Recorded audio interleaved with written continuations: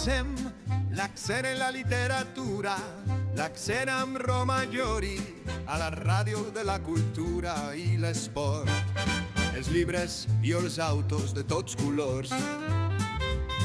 L'accent, bon moment de la literatura, que és per respirar cultura. Oh, Sem, el moment de la literatura, que és respirar cultura.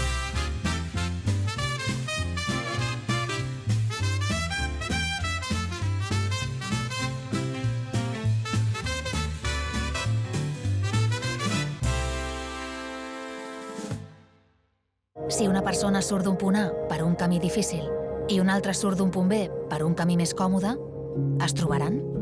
Acompanyem persones en situació vulnerable des de la infància fins al final de la vida. Perquè nosaltres no creiem en les coincidències, creiem en les oportunitats. Fundació La Caixa. Només és progrés si progressem tots.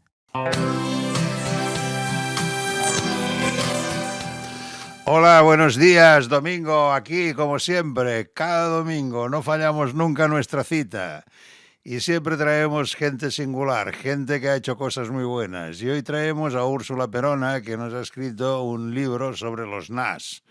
No tiene nada que ver con lo que en catalán entendemos por NAS, ¿no? Es decir, NAS es el niño altamente sensible. Y ha hecho un libro muy bonito sobre esto, porque yo por suerte, por desgracia, conozco un poco el problema. Y bueno, pues como cada semana, pues le haremos nuestras preguntas de rigor. ¿Qué tal, Úrsula? ¿Cómo estás? Pues muy bien, Román, encantada de estar con vosotros esta tarde. Pues venga, vamos a empezar. ¿Por qué un NAS es un regalo envenenado?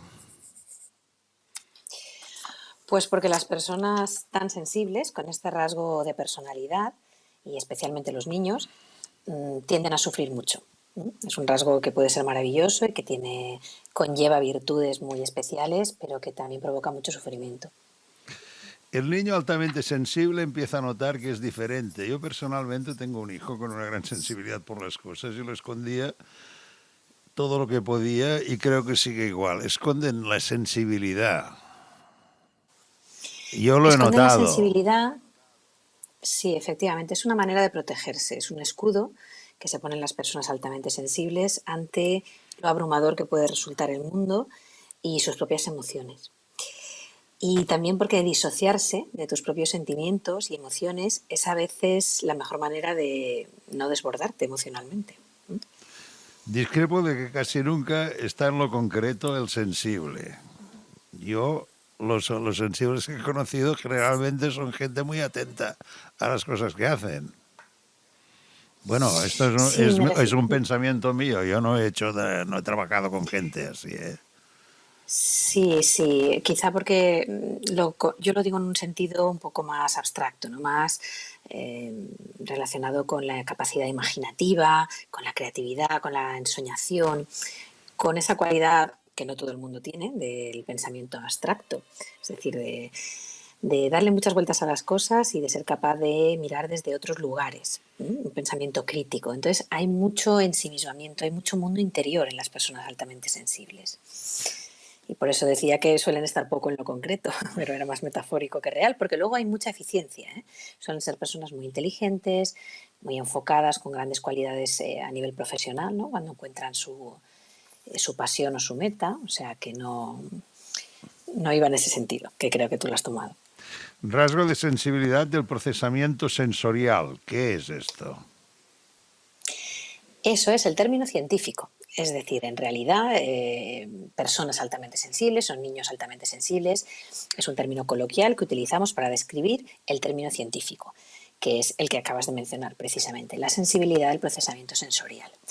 Y hace referencia no solo este rasgo, no solo a las emociones o la sensibilidad como la entendemos, sino también a otros procesos cognitivos diferentes, como por ejemplo esa tendencia a tomar decisiones pensando mucho antes, en valorar muchas opciones, una gran capacidad analítica y de relacionar conceptos, gran memoria episódica, una gran memoria para recordar los hechos de la propia vida y en general el conocimiento que se va adquiriendo.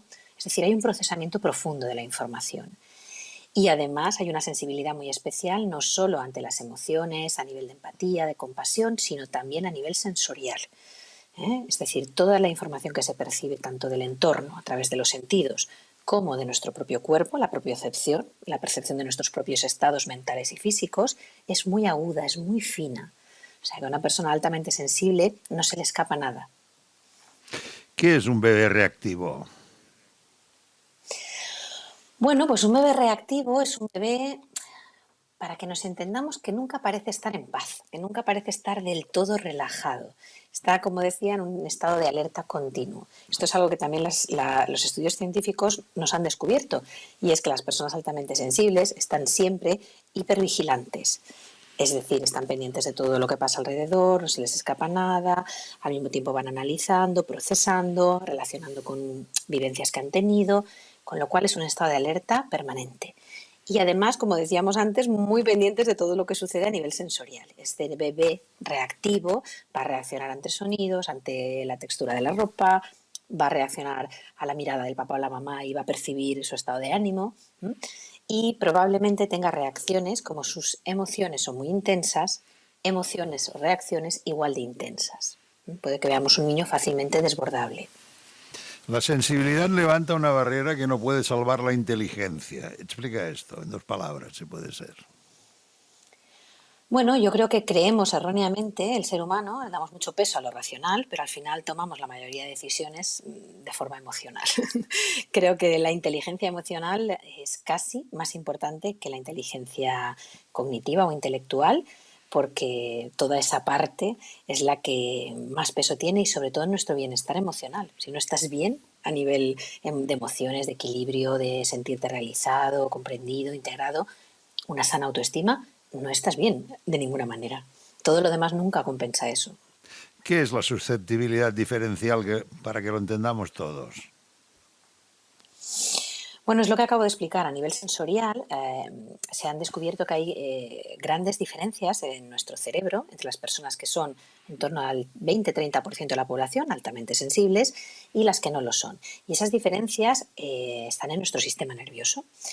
Y nos hacen a unos más sensibles que a otros, como te decía, pues a todo lo que sucede, a lo que sucede en el entorno, a lo que percibimos sensorialmente, y hay una gran capacidad, una discriminación muy fina, es un sistema sensorial muy fino, muy desarrollado. Tenemos mucha más activación cerebral en diferentes áreas, se observan los estudios mayor número de neuronas espejo, que son las relacionadas con la empatía. Entonces todo eso es lo que explica este rasgo, esta sensibilidad más profunda. Memoria episódica y emocional, ¿qué es? Pues la memoria episódica y emocional es toda aquella que tiene relación con los hechos que vivimos y que queda grabada. Nuestra memoria es muy curiosa, funciona un poco como un archivo policial, ¿no? Cuando abrimos un archivo policial en las películas, vamos ahí a la caja de tal caso y abrimos esa caja de cartón americana, ¿no? Muy característica, y dentro están los papeles, los documentos del caso, las pruebas, ¿no? La típica bolsa con no sé qué. Pues nuestra memoria funciona igual. Cuando tú vas a un archivo de tu memoria y abres esa caja de ese momento concreto, dentro están los recuerdos, están generalmente en forma de imágenes, pero también están los olores, puede ser, si había algún olor concreto, y están sobre todo las emociones que tú tienes asociado a tus recuerdos. Si yo te digo que pienses en un recuerdo traumático de tu infancia y realmente haces el ejercicio de viajar hasta allí, vas a revivir las emociones que tenías asociadas. Eso es la memoria episódica. La memoria episódica es la memoria que tiene relación con los hechos que has vivido, y la memoria emocional quiere decir eso, que se graban asociados a las emociones. Y las personas altamente sensibles tienen una gran memoria episódica, por eso tienen gran facilidad para traumatizarse, para vivir traumas. Es decir, no olvidan nada. Y además, como tenemos asociado esas emociones, pues las reviven. Las personas altamente sensibles tienden a sufrir más. ¿Es así esto? Bueno, es así. Yo creo que con todo lo que te he explicado te puedes hacer una idea, ¿no? Del nivel de desbordamiento, porque al final se llama así, desbordamiento emocional, que puede sufrir una persona altamente sensible. Y como son muy sensibles a las críticas de los demás, a los comentarios, suelen ser muy autoexigentes, perfeccionistas, todo eso conlleva sufrimiento. Y los estudios nos demuestran que tienden a desarrollar, sobre todo en la adolescencia y en la adultez, más problemas de ansiedad y depresión. Pero también hay una buena noticia y es que también han demostrado estos estudios que se benefician más de las terapias, precisamente bueno, pues por esa cualidad de ser capaces de asimilar o de integrar todos esos trabajos terapéuticos. Así que bueno, no es todo malo, ni mucho menos. ¿Qué es la facilidad de la sobreestimulación? Pues es uno de los 4 pilares básicos que definió en su día Elaine Aron, que fue quien conceptualizó este término, para describir las características esenciales de una persona altamente sensible. Esa sobreestimulación viene de la mano de ese estado continuo de alerta, de ese procesamiento profundo, análisis agudo de toda la información que se ha recibido, de todo lo que está aconteciendo alrededor y, por supuesto, desbordamiento emocional. Un niño, por ejemplo, se desborda fácilmente ante situaciones que no controla, donde hay muchos ruidos, un parque de bolas, niños que no conoce, estímulos sensoriales, luces, colores. Entonces se produce es como que una saturación y un desbordamiento. Y es una característica muy típica de las personas altamente sensibles. De ahí que necesiten a menudo muchos espacios a solas, muchos tiempos para ellos mismos, alejados del ruido, en lugares tranquilos, porque necesitan como desactivarse, como descargar toda esa sobrecarga que llevan. Características generales de un hijo sensible, ¿cuáles son?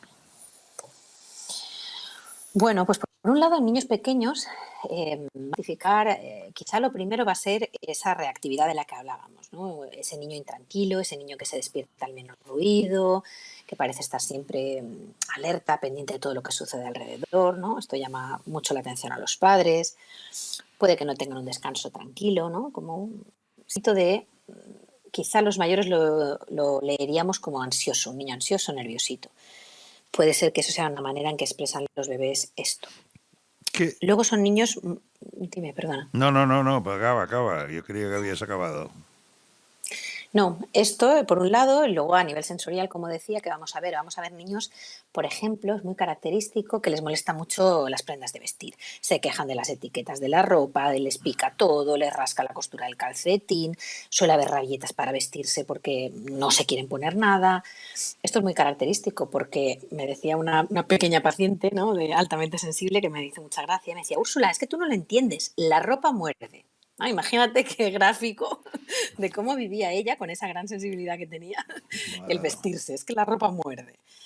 Entonces vamos a ver eso y luego vamos a ver lo que hablábamos, niños muy sensibles, que todo lo toman muy a pecho, que cogen grandes rabietas o grandes alegrías, todo es como un poco extremo, y esa facilidad para desbordarse en situaciones, bueno, pues que les sobrepasan. El sexto sentido es el emocional. Los NAS son mentalmente sensibles, el NAS tiene capacidad de creación. Caray, sí que hacen cosas, ¿no? Bueno, es que eso es una joya, tener un NAS es una joya, ya te lo digo yo. Son muy intuitivos. El sexto sentido es el emocional y con eso nos referimos a la intuición. La intuición es cuando sabemos las cosas, parece algo mágico, pero no tiene ningún misterio. Parece que somos conscientes de cosas que se nos revelan, ¿no?, en forma de intuiciones, pero que en realidad lo que estamos haciendo es integrar cosas que tenemos en la memoria, información de la que a lo mejor ni siquiera somos conscientes, con los hechos que están sucediendo. Y eso nos permite de alguna manera intuir lo que va a suceder o intuir el comportamiento de una persona. Claro, con todo lo que hemos descrito, una persona muy sensible lo tendrá fácil para ser intuitiva, porque no se le va a escapar nada de información y va a recuperar de su memoria toda esa que necesita para completar y para ser intuitivo. ¿Qué necesidades tienen estos niños exactamente? Bueno, yo que he tenido la oportunidad de trabajar mucho con personas altamente sensibles y sobre todo el regalo de trabajar con niños altamente sensibles, creo que hay mucha incomprensión. Lo primero que los padres se encuentran es que no saben qué les sucede a sus hijos, ¿vale? Tal vez con 2 o 3 años empiezan a detectar cosas y no saben qué es, no saben si es un trastorno del espectro autista, porque a veces sobreestimulación sensorial, por ejemplo, nos puede recordar a un autismo. O esta ansiedad que presentan estos niños, o esta sobreestimulación ante ciertas situaciones. Entonces hay desconcierto, hay incomprensión y necesidad de saber, porque cuando un padre o una madre conocen bien a su hijo y saben a qué atribuir ciertos comportamientos, por ejemplo, si tú entiendes que lo que le pasa a la niña que le mordía la ropa no es que fuera una caprichosa, por ejemplo, y no quisiera ponerse esos vestidos por capricho, sino porque realmente en su piel el roce del tejido podía parecerle como un estropajo, pues lo vamos a abordar de una manera muy diferente, ¿verdad? Claro. Con lo cual creo que lo que más necesitan estos niños es que sus padres, como todos los padres, conozcamos bien a nuestros hijos, hagamos atribuciones correctas de por qué se están comportando así y aprendamos estrategias para acompañarlos y manejar esas situaciones que a veces pueden ser muy desbordantes durante la crianza de la manera que el niño necesita. Y aquí, Román, te diría que hay una cosa muy importante y es que la tendencia puede ser caer en la sobreprotección, porque tendemos a asociar sensibilidad con fragilidad, cuando no es así. Y podemos pecar de ser sobreprotectores, de anticiparnos mucho y de alguna manera intentar que no sufran. Esa palabra la oigo mucho. Y el sufrimiento es una cosa muy diferente a las emociones negativas que pueda sentir un niño y que necesita aprender a gestionar. Las rabietas yo personalmente creo que son comunes a todos los niños por igual. Tú dices que no. Bueno, no son comunes a todos los niños por igual. Eso te pongo yo la mano en el fuego, porque yo las he visto de todos los tipos, colores, duraciones, expresiones. Es increíble. Todos los niños tienen rabietas, en eso te doy la razón. Y es normal en una etapa evolutiva y yo me preocuparía si un niño no tuviera rabietas en ciertos momentos. Pero claro, eso es una cosa. Y un niño que constantemente o que está cogiendo 7 rabietas al día y rabietas que duran 1 hora, entonces eso ya llama más la atención, ¿verdad? O sea, que no es tanto la rabieta en sí, que es lógica y normal y buena que aparezca, sino la frecuencia, la duración y la intensidad de las mismas. Pregúntale a tu hijo por qué está triste. Pues sí, pero además te ha faltado el trozo de la frase que sigue, y es que un niño cuando está enfadado, generalmente lo que está en realidad es triste, pero la mayoría de personas nos pasa lo mismo. La ira es la guardiana de la tristeza. Entonces, cuando vemos a un niño enfurruñado, que llega del cole renegando, que tira la mochila al suelo, que te monta un pollo porque le has puesto fruta para merendar, ese niño en realidad, ese enfado, lo que está demostrando posiblemente es que ha tenido un problema en el colegio, ha tenido un mal día, le ha sucedido algo con los amigos. Entonces, cuando ves a un niño enfadado, hay que buscar detrás la tristeza. Creo que es la emoción que suele esconderse detrás de la ira, pero los niños tienen muy pocos recursos emocionales. Y la ira, el enfado, el llanto, la pataleta, el tal, es la primera expresión emocional. Tú piensas que un niño cuando nace, un bebé cuando nace, de la única manera que se puede expresar es a través del llanto. No tiene ninguna forma positiva de expresar lo que está sintiendo. No es hasta los 3, 4 meses cuando aparece la sonrisa, como otro mecanismo, ya en este caso más positivo, pues de expresar lo que pueda necesitar. ¿El hambre afecta a su nivel de energía? El hambre afecta a todo, porque una persona es una necesidad primaria del ser humano y a ver, me voy a permitir, Román, preguntarte, tú cuando tienes hambre, ¿estás de buen humor o de mal humor? Porque con el hambre pasa como con el sueño. El día que hemos tenido una mala noche, ¿cómo nos levantamos? Probablemente malhumorados, con poca paciencia, irritables. Pues con el hambre y con el sueño pasa igual. Y en los niños, que además les cuesta a veces identificar que están cansados y necesitan descanso o que tienen hambre, porque sus señales fisiológicas aún son inmaduras, muchas veces se provocan malos comportamientos o rabietas o llantos o tal por esas causas. Luego aquí hay una cosa que me ha llamado también mucho la atención, que es el aburrimiento. A mí el aburrimiento hace extraño, porque yo veo a los niños, me fijo, y veo que siempre están haciendo cosas. No entiendo cómo les puede venir el aburrimiento. ¿Será cuando están solos en casa? No sé, eso lo digo yo, ¿eh? Claro, es que lo que hay ahora es una necesidad, una carencia, una falta de que los niños se aburran. Cuando tú te aburres, cuando a ti, no sé a ti, pero a mí llegaba verano, por ejemplo, y mis padres me encerraban en la siesta. A la hora de la siesta hay que dormir. Y yo tenía 8 o 9 años y no iba a dormir ya, no tenía ganas. Pero me tocaba estar 1 hora encerrada en la habitación sin nada que hacer, en penumbra allí. ¿Qué pasa? Ese aburrimiento es bueno, es saludable, porque te invita a pensar, te hace reflexionar, te hace despierta la imaginación. ¿Cómo voy yo a soñar despierto, a imaginar algo, a crear una historia, a inventar un cuento si estoy todo el tiempo haciendo cosas? Es que no deja espacio, la actividad no deja espacio al pensamiento. Y los niños de ahora adolecen de estar constantemente haciendo cosas, igual que los adultos. Desde ahí, desde ese exceso de actividad y de ocio, el niño no tiene un espacio para aburrirse.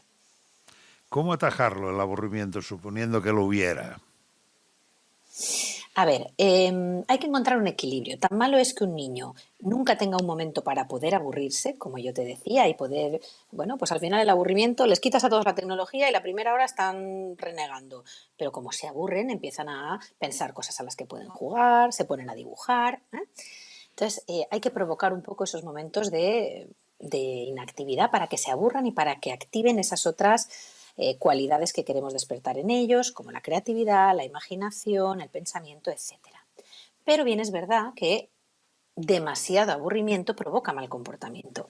¿Por qué? Porque sobre todo en niños muy pequeños, como nuestro cerebro está diseñado para aprender, lo que necesita para aprender un cerebro, que es novedades, estímulos, situaciones en las que pueda explorar, en las que se pueda mover. Si estoy una tarde entera de lluvia metida en casa, en el salón allí todo el día porque está lloviendo, pues el niño está aburrido. Y está aburrido, ¿y qué va a hacer? No tiene estímulos, no puede hacer nada, empezará a comportarse mal. Es una manera en la que expresa que tiene una necesidad que no está siendo satisfecha. ¿Eh? Entonces, esos momentos que serían buenos de aburrimiento han de estar adaptados a la edad. Niños muy pequeños pues han de ser periodos muy cortos porque necesitan nutrirse de experiencias y de estímulos novedosos. ¿Cómo se nota la demanda de empatía? La demanda de empatía. Bueno, yo creo que todas las personas anhelamos sentirnos comprendidos, sobre todo por nuestras personas más cercanas, por nuestras figuras de referencia. Si yo, cuando mi hijo viene y me cuenta un problema, no me muestro empático, no valido lo que está sintiendo, aunque sea una chorrada, aunque sea una cosa de niños, aunque digamos, qué tontería, chico, por eso no vale la pena enfadarse. No, para él es su mundo, es su realidad y tiene su importancia que tiene. Cuando no somos empáticos, estamos invalidando sus emociones y lo que le hacemos pensar es que algo está mal en él. De alguna manera afecta a su autoestima. Los miedos y terrores son muy corrientes en los niños. Uh-huh. Sí, lo son. De hecho, forman parte de las etapas normales del desarrollo. Vale. Es normal que haya pesadillas, terrores nocturnos. Como te decía antes, siempre se trata de cuando hay un exceso o aparecen con mucha frecuencia o son muy desadaptativos, pero sí, sí son normales. Lo del perfeccionismo sí que lo he notado en alguno de mis hijos. Los perfeccionistas exigen la perfección en ellos mismos ante todo, que luego pasa lo que pasa, ¿no? Claro, el perfeccionismo y la autoexigencia, que van de la mano, van unidas, empiezan por uno mismo. Pero luego es verdad que se extienden a las personas de nuestro entorno, a nuestra familia, a nuestra pareja, a nuestros hijos, y puede suponer un problema, porque estamos exigiendo en base a expectativas que no son realistas. Pero empezando por uno mismo, lo que más provoca en el sentido negativo, porque esto también tiene una parte buena, ¿no? Ser perfeccionista y ser autoexigente, te permite llegar más lejos, te permite dar lo mejor de ti. Pero en el lado malo, lo que vemos que es una baja autoestima. Porque cuando uno es muy autoexigente y muy perfeccionista, jamás llega a cumplir sus propias expectativas. Nunca lo ha hecho suficientemente bien, nunca suficientemente bueno, etc. Entonces, generalmente estas personas tienen baja autoestima. Como siempre, lo mejor es moverse en los términos medios, en los grises. ¿Qué entendemos por el exigente sentido del tacto? El exigente sentido del tacto es el que te refería cuando hablaba de nuestra niña que la ropa le mordía. Es un tacto, o sea, el tacto es el sentido más amplio que tenemos, más grande. Nuestra piel cubre todo nuestro cuerpo y quizá el menos valorado. Sin embargo, en los niños está súper desarrollado y viven con mucha sufrimiento todo lo relacionado con eso, los niños altamente sensibles. ¿Cómo se evita la sobreestimulación? Hay padres altamente sensibles y esto yo lo veo muy peligroso. ¿El qué es peligroso? Si te puedo preguntar. Los padres altamente sensibles. Que un niño tenga padres altamente sensibles. Pues tiene una parte buena y una parte a lo mejor no tan buena. La parte buena es que ese niño se va a sentir comprendido porque ese papá o mamá va a entender a la perfección lo que está pasando por la cabeza y lo que está sintiendo su hijo, puesto que él también habrá pasado por cosas similares. La parte negativa es que tienden a vivir con mucha angustia la crianza, a dar mucha importancia a las cosas, a atender a la sobreprotección y a un exceso de control. Anticiparse para que el niño no sufra, anticiparse porque, pues precisamente por ser conocedores o por haber sufrido en sus propias carnes el sufrimiento que puede conllevar esta alta sensibilidad. Pero yo creo que desde la conciencia y desde, pues eso, desde darse cuenta de uno cómo es y tratar de pulir esos aspectos que pueden no ser tan beneficiosos para nuestro hijo. Bueno, y para ir acabando, no existe, esto es un verso que has hecho tú sin darte cuenta, no existe ninguna enfermedad mental causada por exceso de abrazos, cariño y caricias. Una madre nunca está sola en sus pensamientos. Bueno, yo creo que confundimos muchas cosas. Hoy en día tenemos los padres un exceso de información.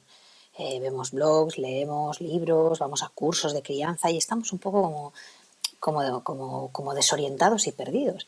Confundimos, por ejemplo, poner límites y la disciplina, que es necesaria y es una guía imprescindible.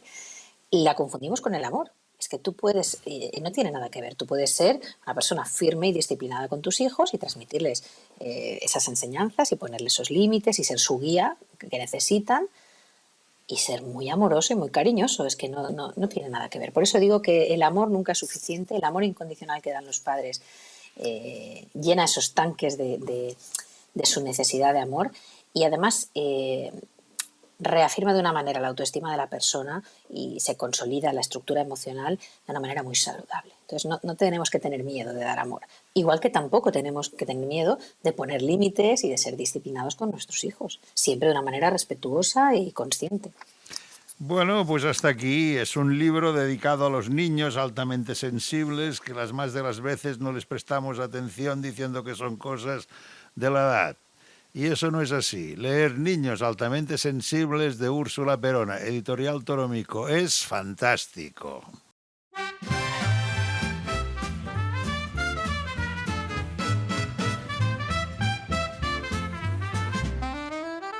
Posem l'accent en la literatura, l'accent amb Romagnoli, a la ràdio de la cultura i l'esport. Els llibres i els autos de tots colors. L'accent, bon moment de la literatura, que és per respirar cultura. Oh, sent el moment de la literatura, que és respirar cultura.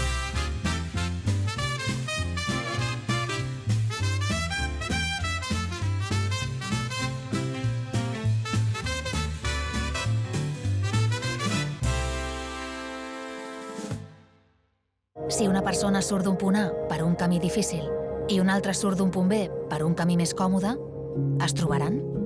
Acompanyem persones en situació vulnerable des de la infància fins al final de la vida.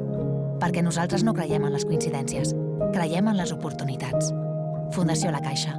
Només és progrés si progressem tots.